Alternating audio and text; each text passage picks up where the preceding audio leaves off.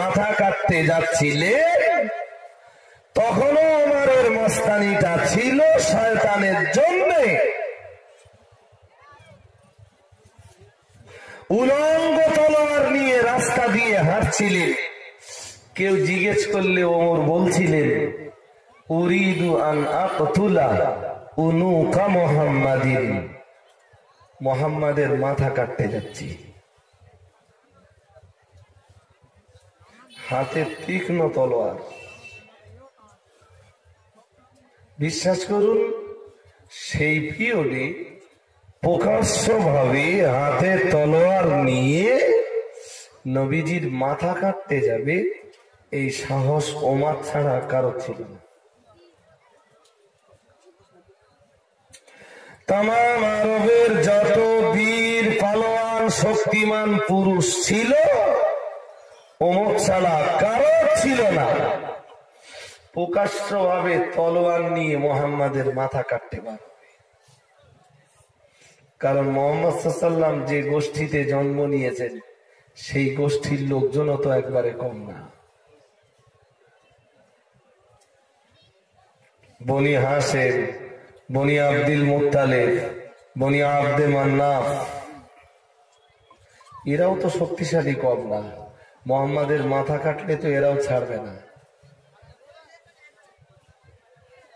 ওমর বেরিয়েছেন। কেউ জিজ্ঞেস করলে ওমর বলছিলেন, আমি মুহাম্মাদের মাথা কাটতে যাচ্ছি। বাপ দাদার ধর্মটা শেষ করে দিল মুহাম্মদ সাল্লাল্লাহু আলাইহি ওয়াসাল্লাম।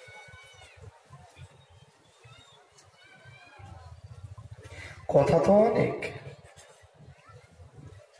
এই তো আধ ঘন্টা 1 ঘন্টা আগে যে ওমরের মস্তানি শয়তানের জন্য ছিল, সেই উমর আজকেই আবার মুহাম্মাদের মাথা কাটতে এসে মুহাম্মাদের আদর্শের কাছে নিজের মাথাটাকে সঁপে দিলেন।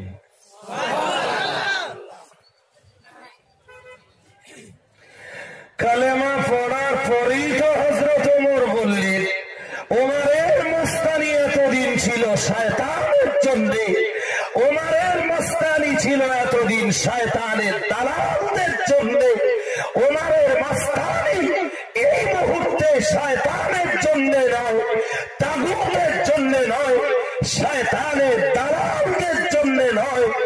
এই মুহূর্তে হযরত ওমরের মস্তানি চলবে পৃথিবীতে আল্লাহর খুশির জন্য।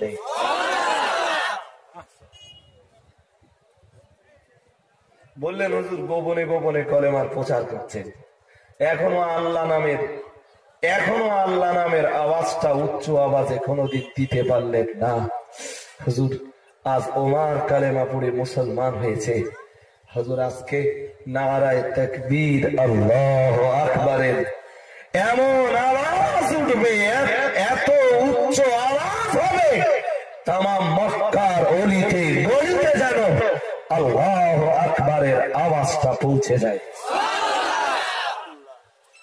মক্কার কোন শক্তি আছে বাধা দেবে, দেখে নেওয়া যাবে।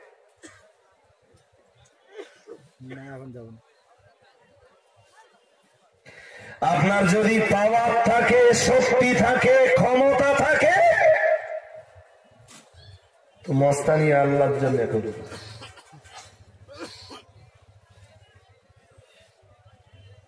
তাগুতের জন্য নয়, শয়তানের জন্য নয়।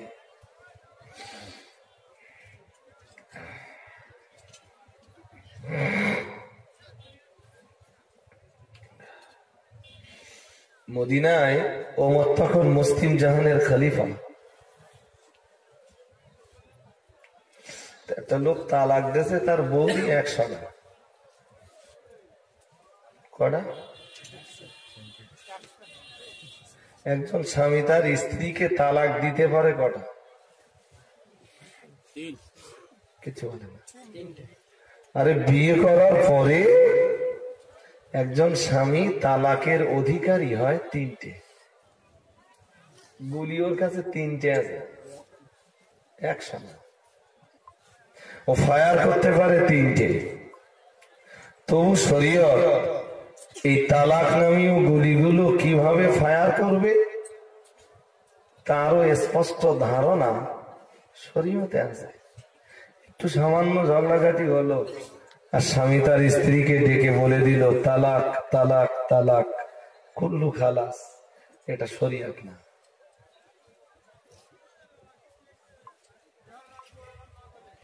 নরেন্দ্র মোদী সরকার তালাক কি বোঝে? সে ঘোড়ার ডিম তো পেশাব করে পানিও নেয় না।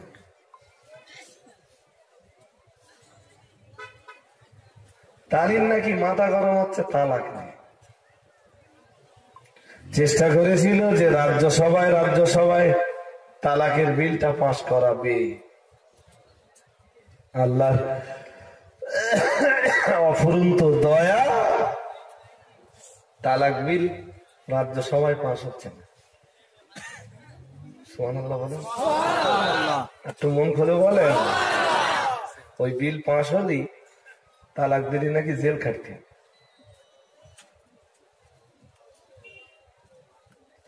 তবে তালাকটা আপনারা খেলনায় পরিণত করবেন, ওটা খেলনা না।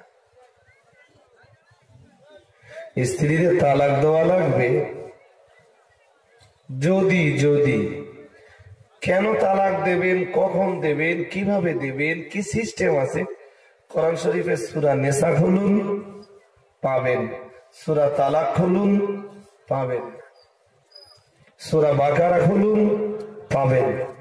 তালাক কিভাবে দেবে, আমি এই তালাক নিয়ে আজকে আলোচনা করতে গেলে আমার মূল বিষয়বস্তুটা ফুরিয়ে যাবে। একসাথে কেউ জানো কোন ছেলে, কোন যুবক ভাই স্ত্রীকে 3টে তালাক দেবেন না।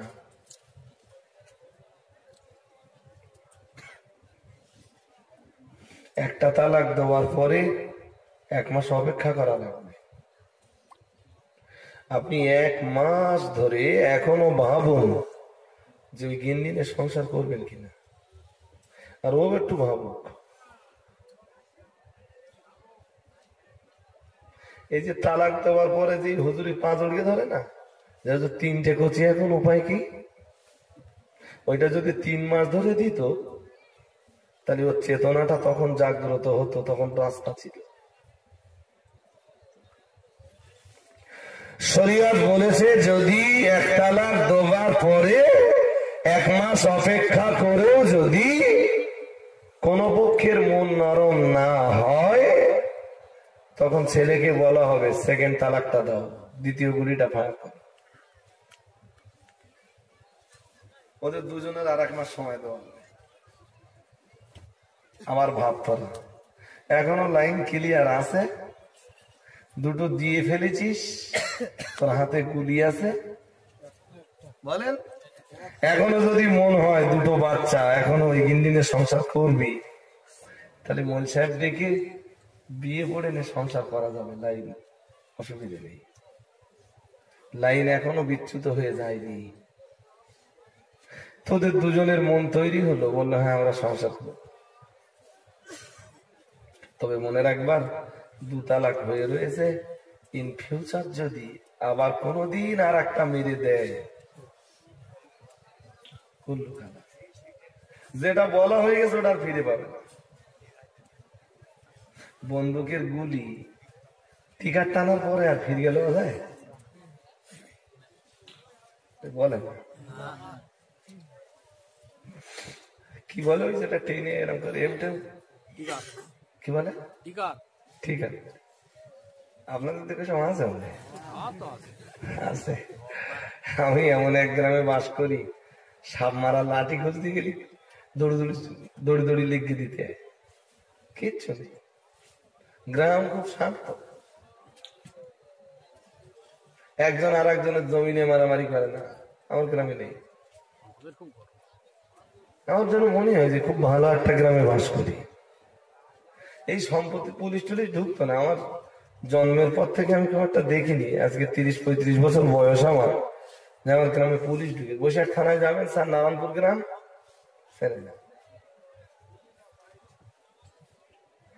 আশা লাগে না তো আমার গ্রামে। কি চুলকুনিতে আসবে যেখানে মার্ডার নেই, খুন নেই, জখম নেই, জবরদস্তি নেই, আত্মসাৎ নেই, চোর নেই, ডাকাত নেই, সন্ত্রাসী নেই, কিছু কোন ইতিহাস বলে? আর সত্যি সত্যি নেই। চুরিদারি হয় না। পাশের গ্রামের লোক ঢুকে যদি কেউ চুরি করে ভিন্ন, আমার গ্রামে চোর নেই। খুব ভালো একটা গ্রামে আমরা বসবাস করি, ছোট্ট গ্রাম, ৬০-৭০ ঘর মুসলিমের বাস, একদিকে দাসপাড়া আর একদিকে ঘোষপাড়া। দাসেরা আর ঘোষেরাও কোনোদিন মুসলমানদের উপরে দুশ্মনী করে না, মুসলমানরাও দাস আর ঘোষেদের সঙ্গে কোনোদিন দুশ্মনী না। আমি ছোটবেলা থেকে দেখিনি। বসিরহাটের দাঙ্গার সময় আমাদের স্থানীয় হিন্দুরাই এসে প্রস্তাব দিল আমাদের স্কুলে, প্রাইমারি, আমাকেও ডেকে নিল, নিয়ে বললো যেখানে যা ঘটুক আমরা কিন্তু সবাই এক জায়গায়, বাইরের কোন শক্তিকে আমরা প্রশ্রয় দেব না। সম্প্রীতি আছে ভালো আমাদের গ্রামটাই। যাই হোক, তো যেটা বলছিলাম, টিকা টানার পরে গুলি যেমন ফিরিয়ে নেওয়া যায় না, কেউ 2 তালাক দেওয়ার পরে স্ত্রী যদি রুজু করে নেয় ফির গেলে ওই 2 তালাক পড়েই থাকবে, ও আর ফির গেলে দেওয়া যাবে না। ফিউচারে আর একবার টানলেই খবর,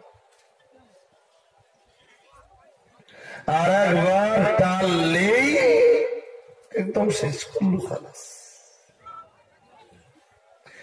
শরিয়াত বলেছে দ্বিতীয় তালাক দেওয়ার পরে 1 মাস ওয়েট করুক, যদি কারোর কোনো সহানুভূতি না জাগে তখন 3 নম্বরটা মেরে দাও। যাক, যেটা বলার দরকার ছিল আপনাদের কাছে সেটা হলো, হযরত ওমরের জামানায়, মনে আছে আপনাদের নাকি, একটা লোক তার স্ত্রীকে তালাক দিয়েছে 100। কত তালাক দেওয়ার অধিকার আছে? কটা? কেউ যদি 3 মাসে 3টে না দেয়, একসাথে 3টে দেয়, নরেন্দ্র মোদীর সরকার বলতেছে তালাক হবে না। হানাফি মাযহাবের ফতোয়া বলছে তালাক হয়ে যাবে। হানাফি, শাফিঈ, মালিকি, হাম্বলি 4 মাযহাবের ইমামদের একমত, তালাক পড়বেই। গুলি 3 মাসে 3টে টানার কথা ছিল, 3টে না টেনে একবারে 3টে টেনে দিয়েছে। গুলি তো আর ফিরিয়ে নেওয়া যাবে, তালাক হয়ে যাবে। কিন্তু এইটা শরীয়তের সিস্টেম নয়, এই জন্য তালাক দাতা গুনাহগার হবে। হযরত ওমরের জামানায় লোকটা 100 তালাক মেরেছে, বিচার পড়েছে ওমরের ঘাড়ে। ওমর কত কঠিন। হাদিস শরীফে এসেছে, দয়ার নবী মুহাম্মদুর রাসূলুল্লাহ সাল্লাল্লাহু আলাইহি ওয়াসাল্লাম, আমার আল্লাহর নবী, আমার আল্লাহ পাকের হাবিব জানিয়েছেন, ওয়াশাদুহুম ফি দীনে আমরিল্লাহি ওমর, আল্লাহ পাকের নবী জানিয়েছেন, আল্লাহ পাকের দ্বীনের ব্যাপারে সবচাইতে কঠোর হলেন আমার প্রিয় সাহাবী হযরত ওমর। একটু মন খুলে বলেন। ওমর একদিন নবীজির বাড়িতে এসেছেন, এসে ঘরের দরজায় এসে টোকা দিয়েছে, আসসালামু আলাইকুম ইয়া আহলাল বাইত। নবীর স্ত্রীরা ভিতরে নবীজির সাথে কথা বলছিলেন, স্ত্রীরা যারা আছেন কথাবার্তা বলছে। যে ওমরের সালাম শুনেছে, স্ত্রীরা সব দৌড় লাগিয়েছে, সবাই দৌড় দিয়েছেন, বিবিরা সব অন্দরে চলে গেছে। দয়ার নবী মুহাম্মদুর রাসূলুল্লাহ সাল্লাল্লাহু আলাইহি ওয়াসাল্লাম হযরত ওমরের অনুমতি দান করেছেন। হযরত ওমর ভিতরে ঢুকে গেলেন। আমার আল্লাহ পাকের নবী বললেন, ও আমার সাহাবী ওমর, শোনো, তুমি যখন আমার ঘরের দরজায় এসে সালাম দিচ্ছিলে, আমি বিশ্ব নবী, আমার বিবিরা অনেকেই আমার কাছে ছিলেন, কিন্তু যেই না তারা তোমার কণ্ঠের আওয়াজ পেয়েছে, তোমার ভয়ে সবাই অন্তরে লুকিয়ে পড়েছে। মন খুলে বলে, ওমরের মেজাজ এত গরম, নবীর স্ত্রীরা পর্যন্ত ওমরের গলার আওয়াজ শুনে পালাচ্ছে।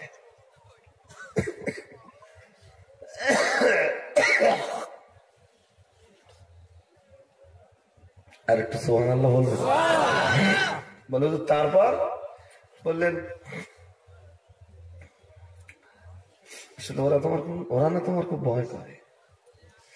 হযরত ওমর নবীর স্ত্রীদেরকে ডাক দিলেন পর্দার বাইরে দাঁড়িয়ে, বললেন ও নবীর স্ত্রীরা, তোমরা নবীকে যে বিষয়ে ভয় করো না, আর আমি ওমর আমাকে সেই বিষয়ে ভয় করো? রাসূলের স্ত্রীরা ভিতর থেকে জবাব দিচ্ছেন, ইয়া ওমর ফাইন্নাকা আশাদ্দু ওয়া আগলাজ। হাদিসে এসেছে। নবীর বিবিরা ভিতর থেকে জবাব দিলেন, ওমর এই জন্য আপনার আওয়াজ শুনে আমরা লুকিয়ে পড়েছি, আপনার ভাষা না নবীর চাইতে অনেক রূঢ়, আর আপনার মেজাজ নবীর চাইতে অনেক গরম, আপনি নবীর চাইতে অনেক কঠোর। ওমর তখন নবীজির মুখের দিকে চাইছেন শুধু, হুজুর আমার মেজাজ কড়া আর আমার ভাষা রূঢ়। আল্লাহ পাকের নবী বললেন, ও আমার সাহাবী ওমর, মনে রাখো আমি মুহাম্মদুর রাসূলুল্লাহ সাল্লাল্লাহু আলাইহি ওয়াসাল্লাম, আমি আল্লাহ পাকের নবী বলছি, তোমার ভাষা শুধু রূঢ় তাই না, তোমার মেজাজ শুধু চড়া তাই না, আমার বিবিরা তো ঠিকই বলেছে। আমি মুহাম্মদুর রাসূলুল্লাহ সাল্লাল্লাহু আলাইহি ওয়াসাল্লাম বলছি, আল্লাহ পাকের দ্বীনের জন্য তোমার মেজাজ এতই কড়া, এতই কড়া, এতই কড়া, তুমি যে রাস্তা দিয়ে হেঁটে যাও ইবলিস শয়তান পর্যন্ত তোমার রাস্তাটা ছেড়ে অন্য রাস্তায় চলে। আমার বিবিরা তো বহু দূরের কথা, শয়তান পর্যন্ত তোমারে এত ভয় পায়, তুমি যে রাস্তায় চলো শয়তান পর্যন্ত ওই রাস্তায় চলে না। আর একটু খুশি হয়ে বলে, মস্তানি মারার নেশা যাদের আছে, মস্তানি ওমরের মতো করো। ওমরের কাছে বিচার চাইতে এসছে, হুজুর 100 তালাক দেওয়া হয়েছে, কত সহজে ছাড়বে ওমর? বলে হাদিসে এসেছে হযরত ওমর বিচার করছেন। এবার শোনো, 3 তালাক তোমার স্ত্রীর উপরে, তালাক তো দিয়েছো 100, 3টি তালাক তোমার স্ত্রীর উপরে, আর বাকি 97টা তালাক তোমার পিঠে। তার মানে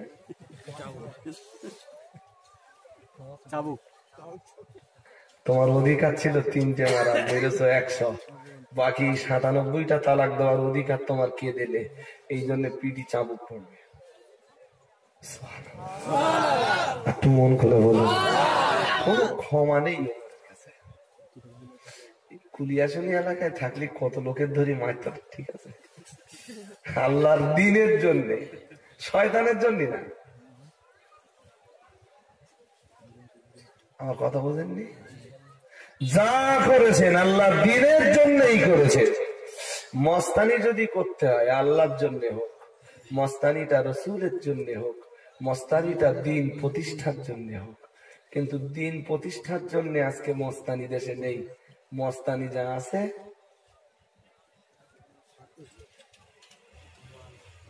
কিছু বলেন না, মস্তানি যা আছে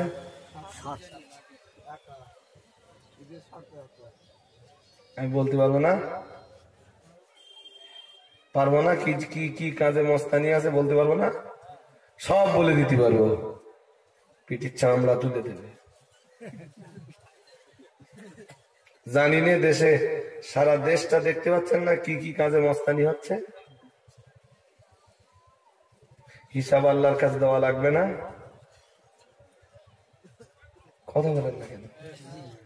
হিসাব আল্লাহর কাছে দেওয়া লাগবে না?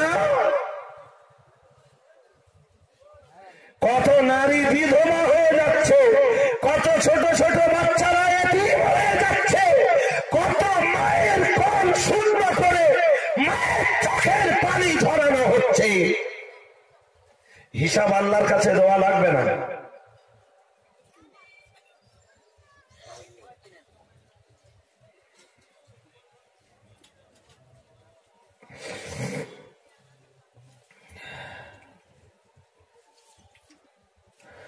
কোরআন শরীফে মহান আল্লাহ জানিয়েছেন, মিন আজলি যালিকা কাতাবনা আলা বনি ইসরাঈল আন্নাহু মান কাতালা নাফসান বিগাইরি নাফসিন আও ফাসাদিন ফিল আরদি ফাকান্নামা কাতালা আন-নাস জামিআ।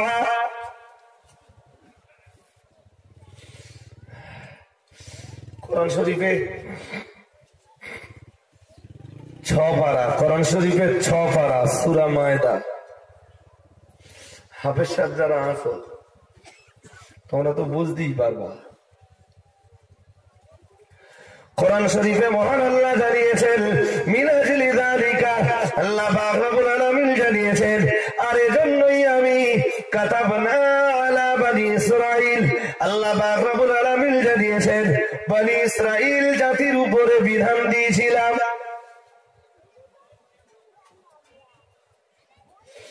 এজন্যই মানে কি জন্যে এইটা জানা যায়নি। কি জন্যে এই আয়াতের আগের আয়াতগুলো আল্লাহ তার বিবরণ দিয়েছে কোরআন শরীফের 6 পারা 9 রুকুতে।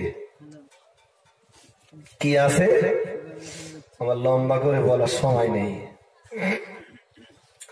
وَاتْلُ عَلَيْهِمْ نَبَأَ ابْنَيْ آدَمَ بِالْحَقِّ إِذْ قَرَّبَا قُرْبَانًا فَتُقُبِّلَ مِنْ أَحَدِهِمَا وَلَمْ يُتَقَبَّلْ مِنَ الْآخَرِ। হাফেজদেরকে জিজ্ঞেস করে দেখবেন অন্তে শুরু হয়েছে। আল্লাহ ওই যে বললেন মিন আজলে যালিক, এই কারণে। তা কোন কারণ? ওই কারণটা কোরআন শরীফের 6 পারা 9 রুকু শুরুতে আছে, আর ওই ভাব লম্বা বর্ণনা দিয়েছে। আমি শুধু বোঝানোর জন্য বলছি, কাবিল একদম অন্যায় ভাবে তার ভাই হাবিলকে মার্ডার করার পর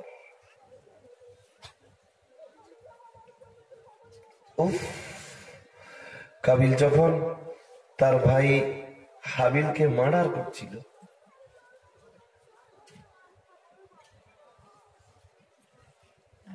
আর বলছিল লা আকতুলান্নাক,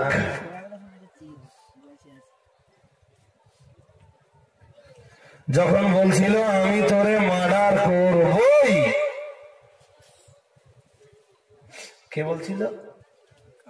বলে এই হাবিল, আমি তোরে মার্ডার করবই।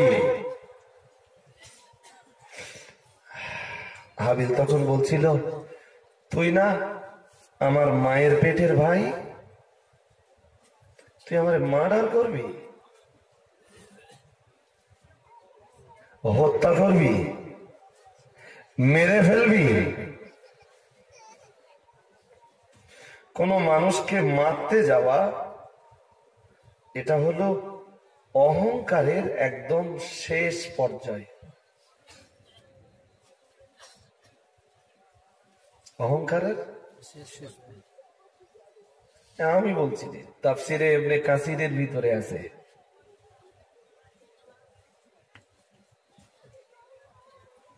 হুয়া গায়াতুল কিবির। মন অন্যদিকে দেন, আমার কথা শোনেন।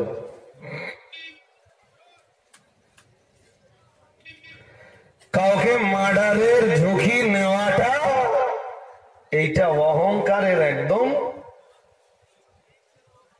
বলেন না কেন, অহংকারের একদম একদম কোনো সন্দেহ নেই, কোনো সন্দেহ নেই এতে। তো কাবিল যখন তার ভাইকে মার্ডারের কথা বলল,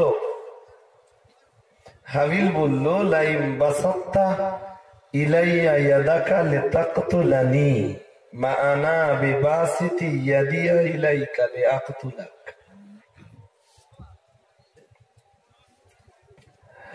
বলল ভাই কাবিল, তুই যদি আমারে মারবার জন্য তোর হাত লম্বা করে দিস,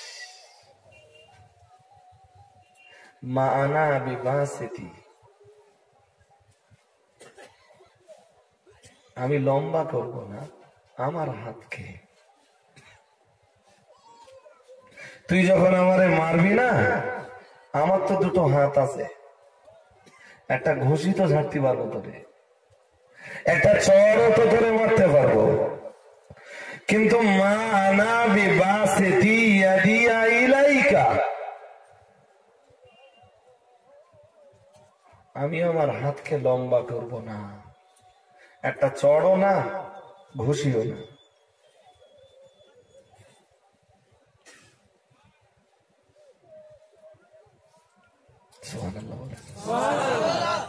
একটু মন খুলে বলে, পৃথিবীর কজন মানুষ আছে হাবিলের চরিত্র নিয়ে বেঁচে আছে?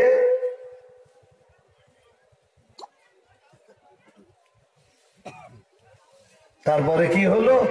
কোরআন শরীফ তা বিবরণ দিয়েছে, ফাতাওয়াত লাহু নাফসুহু ক্বাতলা আখিহি ফাকাতালাহু, তার নফস তাকে ভাতৃ হত্যার প্রতি উত্তেজিত করল। কোরআন শরীফে মহান আল্লাহ জানিয়েছেন ফাকাতালাহু, এবং কাবিল তার ভাই হাবিলকে বাস্তবে মার্ডার করেও দেখালো। ও বাবাজিরা ভাইরা মাথায় রাখুন, কাবিল কর্তৃক হাবিল মার্ডার হয়ে যাবার পরে, হাবিল শহীদ হয়ে যাবার পরে আমার আল্লাহ পাক রব্বুল আলামিন জানিয়েছেন, এই ঘটনাটা উল্লেখ করি আমার আল্লাহ জানিয়েছেন, মিন আজলি যালিক, এই কারণেই আমি আল্লাহ কাতাবনা আলা বানি ইসরাইল, আল্লাহ পাক রব্বুল আলামিন জানিয়েছেন ইসরাইল জাতির উপরে আমি বিধান দিয়েছিলাম।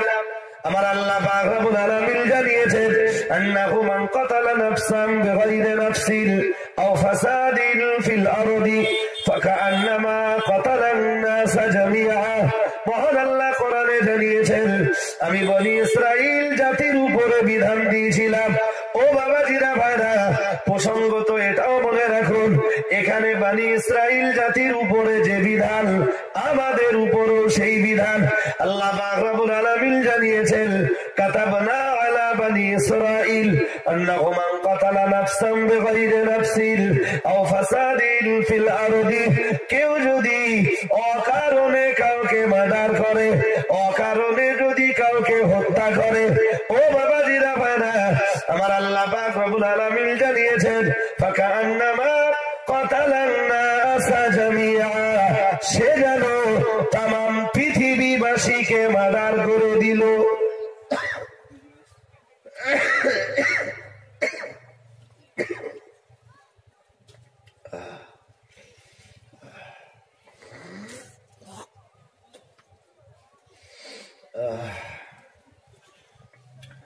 শুনছেন আমার কথা নাকি? একটা মার্ডার মানে কি বলেন দিন?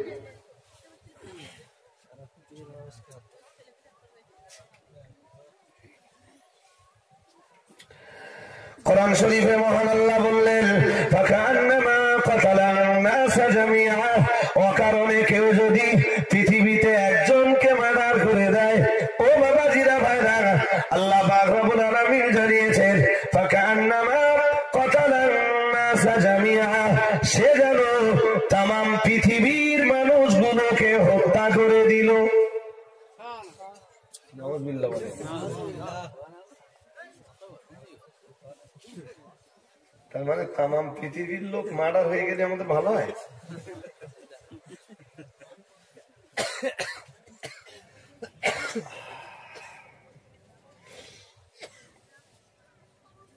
এই অস কোন যুগে করতিস বলেন দিন? যে যুগে মার্ডার হয়ে গেছে পানির মতো, মার্ডার হয়ে গেছে, হ্যাঁ, সমাজের হুজুররাও পর্যন্ত মার্ডারের দিকে মানুষকে এগিয়ে যাচ্ছে।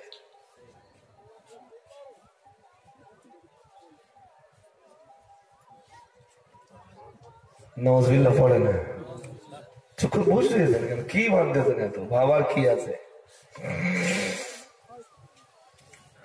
কোরআন শরীফের অন্য জায়গায় মহান আল্লাহ জানিয়েছেন, ইন্নাল্লাযীনা ইয়াকফুরুনা বিআয়াতিল্লাহি ওয়া ইয়াকতুলুনান নাবিয়্যিনা বিগাইরি হাক্কিন ওয়া ইয়াকতুলুনাল্লাযীনা ইয়ামুরুনা বিল কিসতি মিনান নাস ফাবাশশিরহুম বিআযাবিন আলীম। কোরআন শরীফের অন্য জায়গায় রয়েছে মহান আল্লাহ পাক রব্বুল আলামিন জানিয়েছেন, ইন্নাল্লাযীনা ইয়াকফুরুনা বিআয়াতিল্লাহি, নিশ্চয়ই পৃথিবীতে যারা আল্লাহর আয়াতগুলোকে অবিশ্বাস করে, আমার আল্লাহ আবার জানিয়েছেন, ওয়ায়াকতুলুনান নাবিয়্যিনা বিগাইরি হাক্কিন। পৃথিবীতে মার্ডার টাডার করা অভ্যাস জানেন না?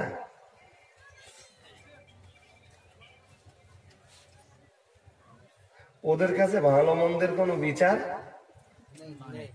কিছু বলে না, আছে?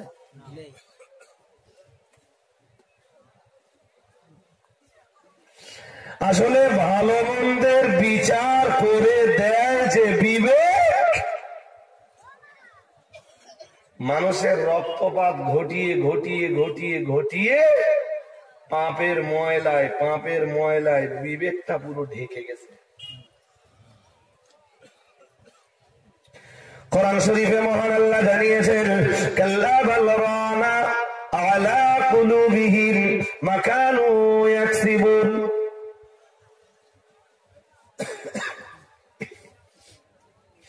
বিভিন্ন বক্তাদের ওয়াজের মজলিসে বসে শুনেছেন না যে মানুষ যখন পাপ করে তখন এই মানুষ কান দিয়ে শোনে, চোখ দিয়ে বলেন, দাঁত দিয়ে খায় না, বলেন ঠিকঠাক বলেন,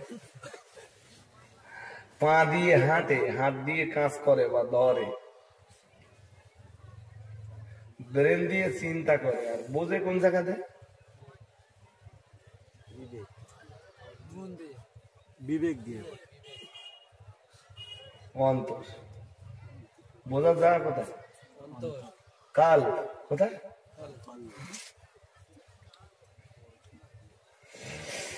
মানুষ যখন কোন পাপের কাজ করে তো পাপের কাজের কারণে তার অন্তরের উপরে একটা স্পট পড়ে যায়, একটা দাগ পড়ে যায়। কি পড়ে যায়? দাগ। এই দাগ পড়তে পড়তে পড়তে পড়তে এমন সময় আসে যে অন্তরটা পুরো পাপের ময়লায় ঢেকে যায়। তখন এই মানুষটা বিবেক হারা হয়ে যায়, ওর ভিতরে আর ভালো মন্দের কোনো জ্ঞান বলেন কিচ্ছু থাকে না। কোরআন শরীফে মহান আল্লাহ ওটাই জানিয়েছেন, কাল্লা বাল রানা আলা কুলুবিহিম মা কানু ইয়াকসিবুন। ও বাবাজিরা ভাইরা, আমার আল্লাহ পাক রব্বুল আলামিন জানিয়েছেন বরং তাদের অন্তরগুলোতে জং পড়ে গেছে। আমার আল্লাহ পাক রব্বুল আলামিন জানিয়েছেন মা কানু ইয়াকসিবুন, তারা যে পাপের কাজ করেছে এই পাপের কাজের কারণে তাদের অন্তরে জং পড়ে গেছে। ও বাবাজিরা ভাইরা, অজ লম্বা করবার মতো অবকাশ পাবো না। এজন্য দেখবেন পৃথিবীতে যারা হত্যা করে বেড়ায়, খুন করে বেড়ায়, মার্ডার করে বেড়ায়, জখম করে বেড়ায়, রক্তপাত ঘটিয়ে বেড়ায়, এদের অন্তরে আর মায়া দয়া কিছু থাকে না। মায়া দয়া থাকলে ওই কাজ করতে পারবে না। ও যেটাতে বুঝবে সেটা শেষ।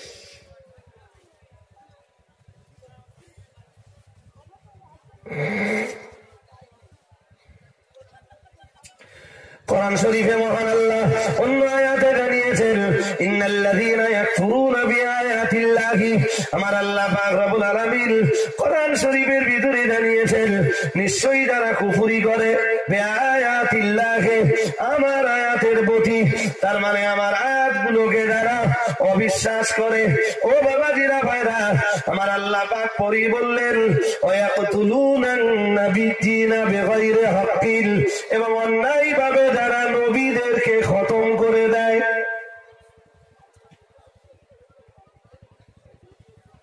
নবীদের চাইতে ভালো কেউ আছে? আসতে বলতেছেন কেন? এরম ভাব নিচ্ছেন যেন নবীদের চেয়ে আমরা ভালো। নবীদের চাইতে ভালো কেউ আছে? নবীদের চাইতে যেটা ভালো সেটা ভালো নয়, সেটা শয়তান। সেটা কি? জি, কোরআন বলছে ওয়ায়াকতুলুনান নাবিয়্যিনা বিগাইরি হক, অন্যায়ভাবে নবীদেরকে যারা হত্যা করে। নবী এখন আছে?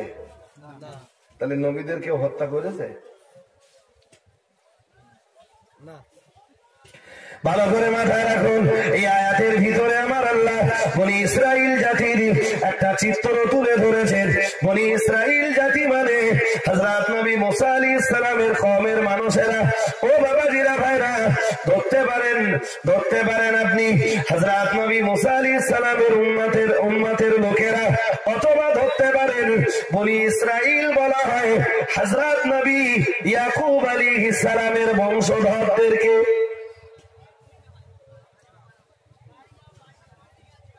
ও বাবাজিরা ভাইরা, ভালো করে মাথায় রাখুন, এই বনি ইসরাইল জাতির মাঝে আমার আল্লাহ হাজার হাজার হাজার হাজার নবী রাসূলকে পাঠিয়েছে। একটু মন করে বলেন।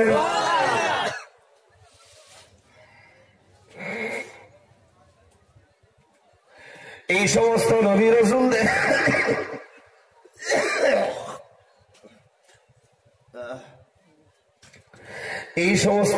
রাসূলদের কথাবার্তা যখনই জাতির বিরুদ্ধে গেছে,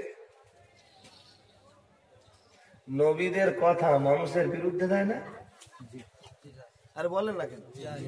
মানুষের পাপী যারা, অপরাধী যারা, পাপের চরিত্র যাদের আছে, নবীদের কথা পাপীদের পাপের বিরুদ্ধে যাবে তো। আর বনি ইসরাইলদের ওই সমস্ত বনি ইসরাইল জাতির ওই যেসব নবী আল্লাহ পাঠিয়েছেন, যখন ওই নবীদের কথাবার্তা ওদের পাপের বিরুদ্ধে গেছে, ওরা নবীদের পর্যন্ত মার্ডার করে দিয়েছে। নবীরা ওদের হাতে শহীদ হয়েছে। ভালো করে মাথায় রাখুন, আমার আল্লাহ কোরআন শরীফে জানিয়েছেন ওয়ায়াকতুলুনান নাবিয়্যিনা বিগাইরি হাক্কিন।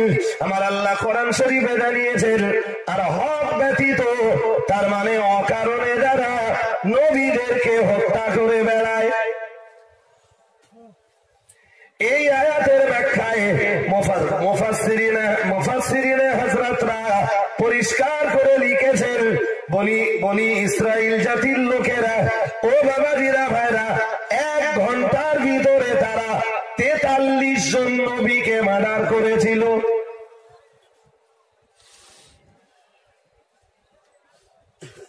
কতজন? 43 জন।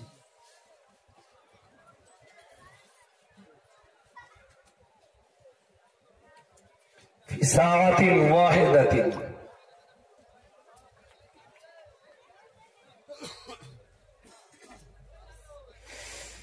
তাফসীরকাররা লিখেছেন যে 43 জন নবীকে মার্ডার করলো মাত্র ঘন্টাখানির ভিতরে।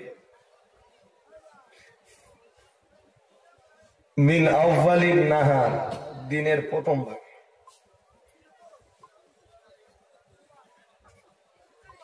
দিনের প্রথম ভাগে 43 জন নবীর মার্ডার। ভালো করে মাথায় রাখুন, ও বাবাজিরা ভাইরা, এই 43 জন নবীকে ওরা যখন ওদের ভাষায় মার্ডার হলেও আমাদের ভাষায় যখন ওরা শহীদ করে দিল, ও বাবাজিরা ভাইরা, এই ইসরাইল জাতির মাঝখানে কিছু ভালো মানুষ ছিল। খারাপ যদি থাকে তো ভালো থাকবে কি থাকবে না? কত বলেন না? থাকবে না? জি, এই ভালো মানুষ দাঁড়িয়ে গেল 170 জন। কত? 170 জন। এই ভালো মানুষ, ও বাবাজিরা ভাইরা, এই 170 জন ভালো মানুষ এদের এই অন্যায়ের প্রতিবাদ করলো। কেন তোমরা নবীদেরকে মার্ডার করলে? কেন তোমরা নবীদেরকে হত্যা করলে? তোমাদের উদ্ধত্ত বেড়ে গেছে এবং তোমাদের অহংকার চরম সীমায় পৌঁছে গেছে। ও বাবাজিরা ভাইরা, গভীর ভাবে মাথায় রাখুন, বনি ইসরাইল জাতির এই নবীদেরকে যারা শহীদ করেছিল তাদের বিরুদ্ধে এই 170 জন মানুষ, ও বাবাজিরা ভাইরা, এরা যারা প্রতিবাদের আওয়াজ তুলল, তাফসীর কারকরা তাফসীরের কিতাবে পরিষ্কার লিখেছেন, তারা সন্ধ্যার একটু আগে এই 170 জন মানুষকেও মার্ডার করে দিল।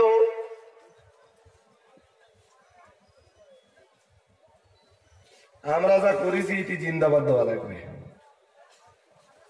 যেটা প্রতিবাদ করবে সেটাও শেষ। আজকে গোটা দেশের দিকে তাকিয়ে দেখুন, ও বাবাজিরা ভাইরা, গভীর ভাবে বুঝবার ব্যাপার, সমাজের প্রভাবশালীদের কাছে কেউ যখন মার্ডার হয়ে যায়, ও বাবাজিরা ভাইরা, আর ওই গরিবের পক্ষে যদি নিহত হওয়া মার্ডার হয়ে যাওয়া, গরিবের পক্ষে যেমন যদি কিছু মানুষ দাঁড়িয়ে যায়, তাদের কপালে ব্যাং ডাকবে কিনা? কত বলেন না? জি, ব্যাং ডাকানোর লোক আজও দুনিয়ায় আছে। এই সমস্ত আয়াত বলি ইসরাইল জাতির এই ঘটনা আল্লাহ কোরআন শরীফে এমনি তুলে দেয়নি যাতে উম্মতে মুহাম্মাদিরা শিক্ষা নেয়।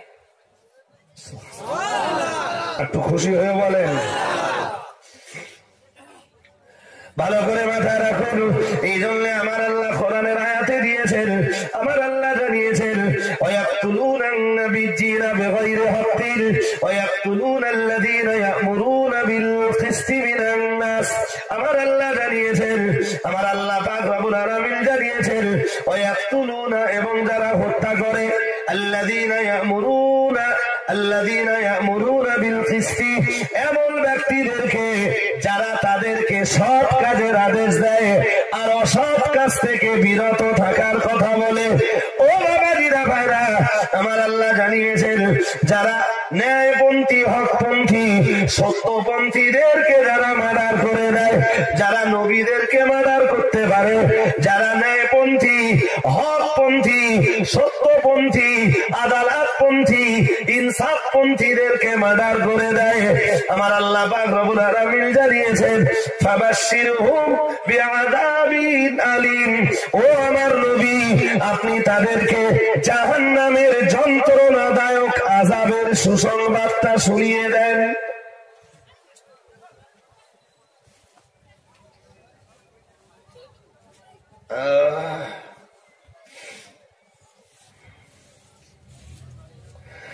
তাহলে হত্যার এই চক্রান্তটা যেমনই হয়েছিল হাবিলের বিরুদ্ধে, তেমনই হয়েছিল বনি ইসরাইল জাতির 43 জন নবীর বিরুদ্ধে।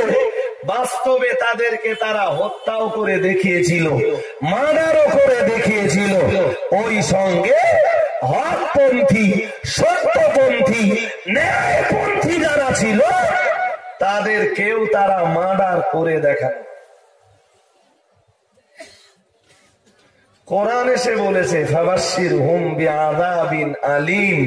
ও নবী, আপনি তাদেরকে জাহান্নামের সুসংবাদ দেন। আপনাকে বাড়ি যেতে যেতে অন্তত মুখস্থটা করে ফেলা লাগবে। ও বাবাজিরা ভাইরা, গভীর ভাবে বুঝবার ব্যাপার, আল্লাহ পাকের রাসূল জানিয়েছেন, আল উলামা ওয়ারাসাতুল আম্বিয়া। এই হাদিস যদিও বহুবার শুনেছেন, কিন্তু আজ আবার আমি আমার আজকের বক্তব্যের সাথে আরেকবার মিলিয়ে দেই। আল্লাহ পাকের নবী জানিয়েছেন, আল উলামা ওয়ারাসাতুল আম্বিয়া, আও কামা ক্বালা আলাইহিস সালাম। নবী আমার জানিয়েছেন, আলেমরা হলেন নবীদিগের ওয়ারিস। সুবহানাল্লাহ। একটু মন খুলে বলেন। ও বাবাজিরা ভাইরা, সুতরাং আলেম থেকে আলেমরা যখন নবিয়ানা দায়িত্ব পালন করবেন, রসুলদের রেখে যাওয়া সেই মহান দায়িত্ব যখন আলেমরা পালন করবেন, আজও সমাজের মাটিতে আলেম দিগের বিরুদ্ধে মার্ডার আর হত্যা করার চক্রান্ত হতে পারে।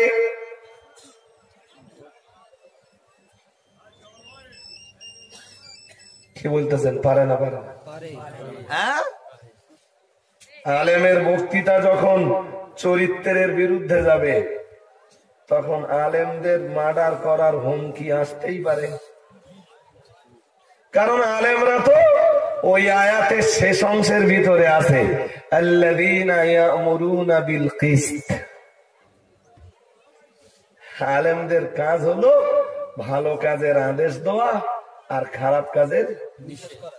আর খারাপ কাজের নিষেধ যখন করা হবে, সবার আগে যাদের লাগবে তারাই সমাজের প্রভাবশালী। কথা বুঝতে অসুবিধা হচ্ছে নাকি? যখন স্বাস্থ্যের বিরুদ্ধে আঘাত হবে, তখন এমনি এমনি মারবার চক্রান্ত তৈরি হবে। নবীর বিরুদ্ধেও, আমাদের নবীর বিরুদ্ধেও তা হয়েছে। জি, আল্লাহ পাক সত্যপন্থী সমাজের এই আলেম দিগকে হেফাজত করুন। পিছনে কি দেখতেছেন? মনে করতেছেন মুফতি সাহেব আসতেছে? আমার সময় এখনো 12-13 মিনিট 14 মিনিট বাকি আছে না? জি,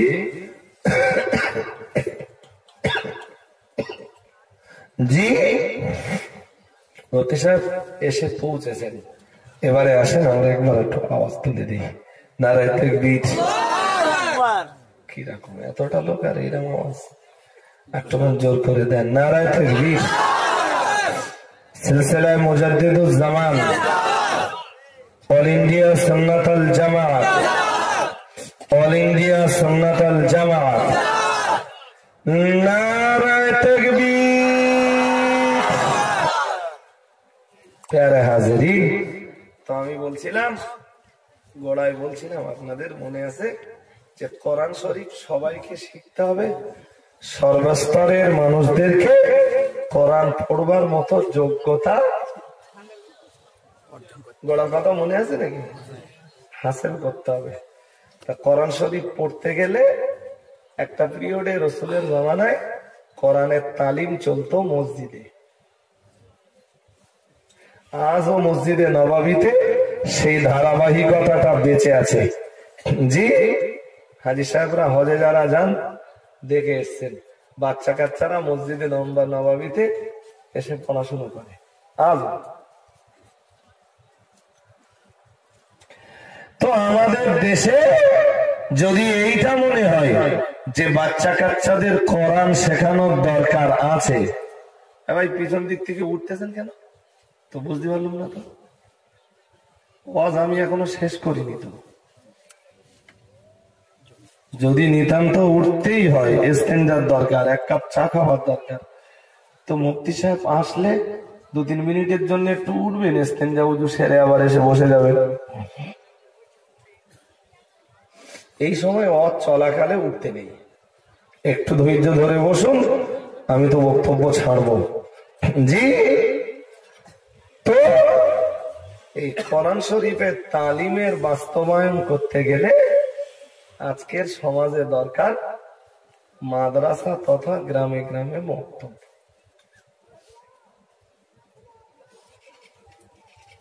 কথা ঠিক না বেঠি? কারণ কেউ মাদ্রাসা করে আর কেউ মাদ্রাসার বিরোধিতা করে।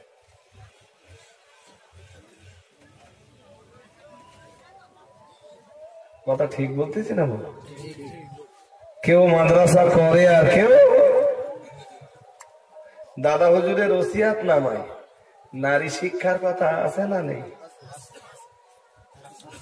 নারীর ইসলামিক শিক্ষা, ইসলামিক এডুকেশনের কথা দাদা হুজুরের ওসিয়াত নামায় আছে না নেই? আছে তো। আচ্ছা, মেয়েরা এই ইসলামিক শিক্ষাটা পাবে কোন জায়গায়?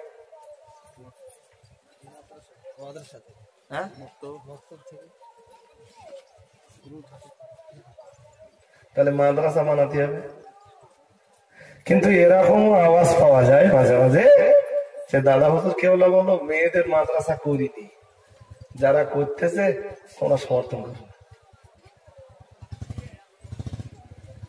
এই জন্য বলেছি কেউ মাদ্রাসা করে আর কেউ মাদ্রাসার বলে বিরোধিতা করে।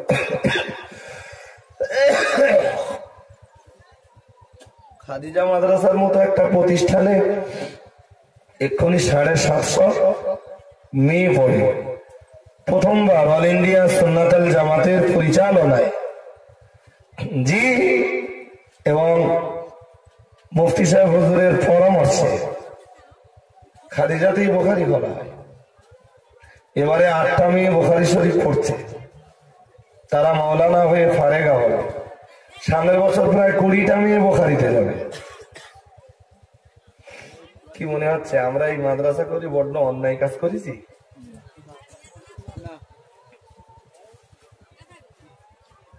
যখন আমাদের ঘরের মেয়েগুলো সিলসিলা বিরোধীদের মাদ্রাসায় যে ছিল তখন কেউ প্রতিবাদের আওয়াজ তুলেনি। আমরা মাদ্রাসা করার পরে প্রতিবাদের আওয়াজ উঠেছে। ভাই জানি না তাদের উদ্দেশ্য কি, তবে মাদ্রাসা চলছে, যত বিরোধিতাই করুক আল্লাহ চাইলে মাদ্রাসা চলে যাবে। আল্লাহ কবুল করুন, বলেন আমিন। প্রতি বছর যখন হজের সময় হাজিরা মক্কায় ঢুকতো, রসুল তখন কলেমা প্রচার করছেন, তখনও হজ ছিল, পৃথিবীর বিভিন্ন দেশ থেকে হাজিরা আসত। আবু জেহেল কাবা শরীফের গেটে গেটে লোক লাগিয়ে দিয়ে রাখত। কিসের জন্য জানেন? আবু জেহেল ওদেরকে বলে দিতে দেয় হজ করতে যারা আসবে, বিদেশি লোক যারা আসবে ওদের সবাই বলে দিবি ওরা যেন মোহাম্মদের কাছেও না যায় আর কোরআনও যেন না শুনে। আর পৃথিবীর বিভিন্ন দেশ থেকে যারা আসতেছে ওরা মোহাম্মদ সাল্লাল্লাহু কে তাও জানে না, আর কোরআন শরীফ কি সেটাও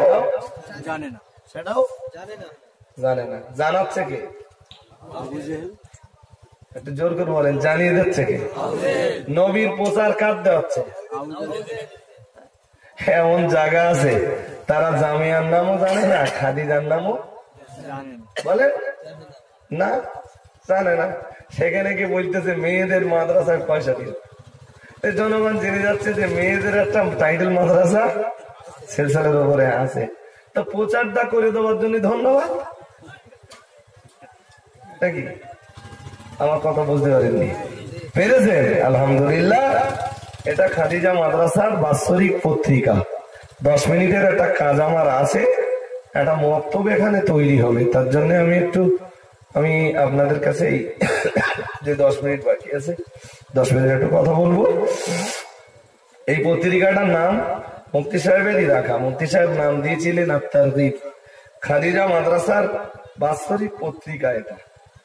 এতে ভাই মুফতি সাহেবের লেখা আছে, তারপরে মুফতি আব্দুল মাতিন সাহেব হুজুরের লেখা আছে, অন্যান্য শিক্ষাবিদদের লেখা আছে, আমি গুনাহগার, আমারও লেখা একটা কলম আছে, তো আরো সমাজের অনেক বুদ্ধিজীবী জ্ঞানী মানুষদের লেখা আছে, অনেক জ্ঞানের কথা ওর ভিতরে আছে।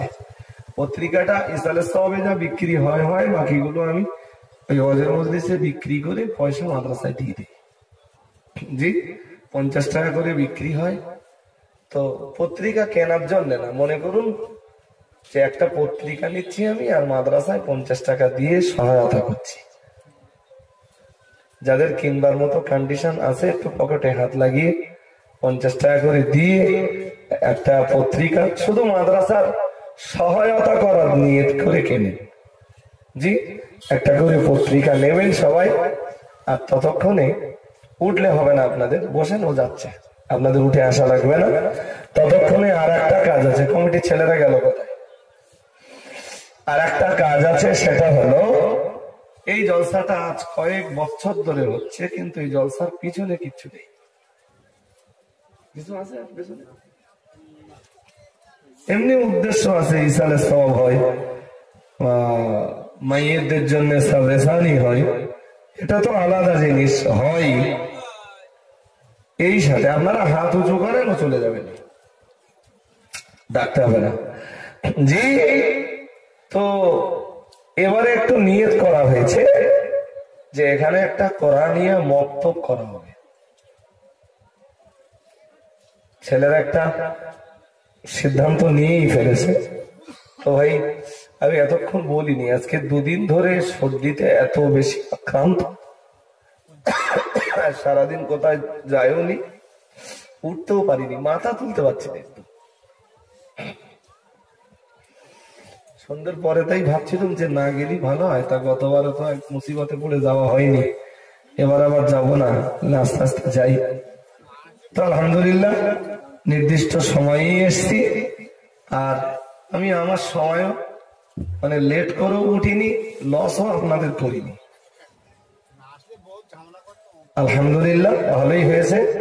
তো এবারে দরকার যে আমারে পাওয়ার জন্য যখন এত চেষ্টা আপনারা করে আসতেছে, তো মক্তবের জন্য 5-7 মিনিট, হার্ডলি 10 মিনিট আপনাদের কাছে একটু হাত পাতবো। নগদেই দেন, আরে জমি কিনতে হবে। জমি কতটা পাওয়া গেছে? 3 শতক পাওয়া গেছে। আর 1050 টাকা উঠেছে।